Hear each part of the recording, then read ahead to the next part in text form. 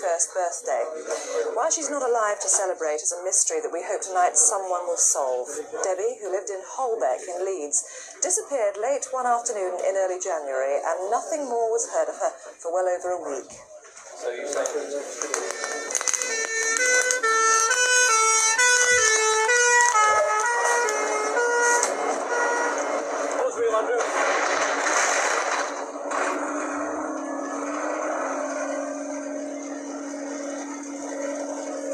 Officers were first alerted at 4:30 this morning when a resident reported a fire. Police found the burning body of a young girl, aged, they believe, between 15 and 25. Debbie was brought up in Morley, to the south of Leeds, but her parents separated when she was a child.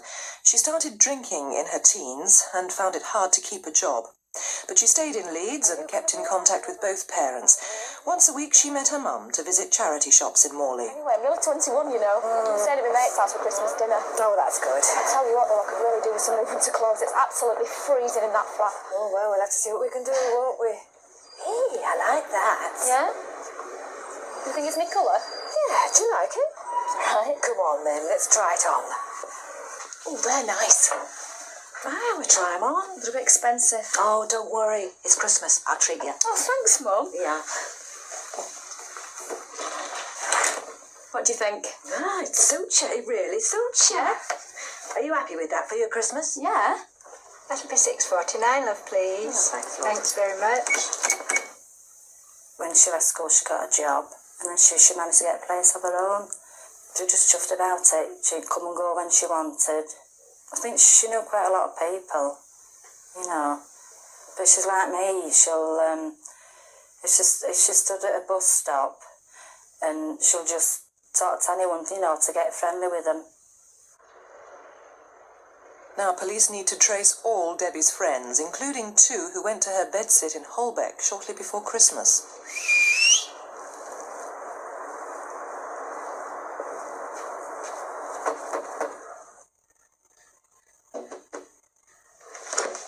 I went downstairs to see who was at the door, and I saw two men. One I think is called Gary. Debbie?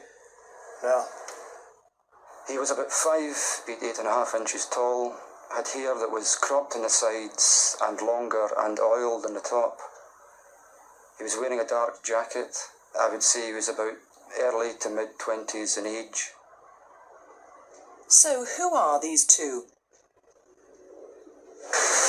Hey, Debbie, we'll just put this in there. Ta, put them in. Yeah. I need blue roll. Debbie's father met her on the day she disappeared. They went shopping in her local supermarket. He lived nearby. Soft stuff. Just put it in. Well, it's your money. Yes. Can you do me a favour? Can you drop this stuff off at my flat? Yeah. And I'll see you after. Sure. Is that all right? No problem, love. Leave it with me.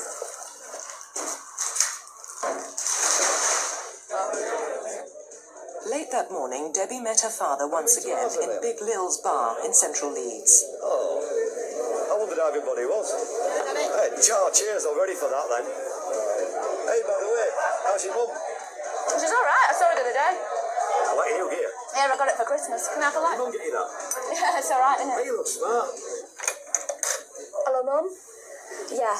Yeah, I'm fine. I'm fine. Listen, I haven't got much money. Can you make me an appointment at the housing office for Thursday? Yeah? Okay, I'll see you outside the town hall. About 10? Okay. See you then. At 5 o'clock, Debbie left the pub and headed off. But where did she go?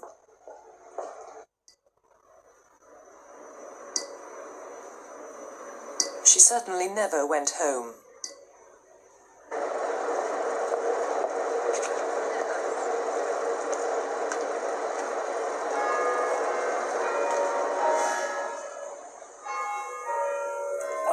I went about 2 hours. I kept walking round, and then I came home then, and I thought, well, if she rung me up, I'll tell her off like for not meeting me. But I couldn't understand, because when we make arrangements to meet anyway, she always turns up.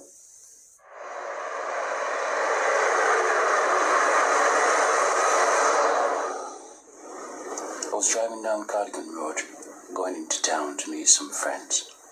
I saw this figure of a man over this person on the floor, as if he's trying to pick him up. I just thought that it was two mates fighting, you see. So I didn't want to get involved, so just keep on going. 3.5 hours later, and less than 150 yards away. As I walked down Chapel Lane, I could smell what smelled like a bonfire, and I could hear crackling noises. And as I turned the bend, I could see the fire, and I realised that I should phone the fire brigade. The next day I saw it on the television. They found a decomposed body, badly burned, down Burley railway station.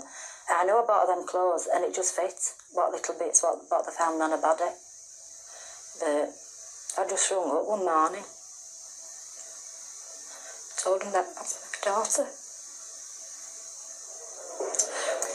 Well, Detective Superintendent Andy Brown, Debbie's body was set alight. What does that tell us about her killer? It's probably the act of a desperate man, an attempt to try and conceal her identity, or at least try and get rid of the evidence that might have connected him to the murder.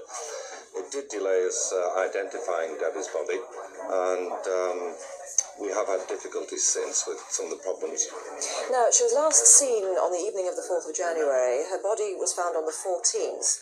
When do you believe she may have been killed? We think she actually was killed shortly after she left Big Lil's pub in the city centre of Leeds.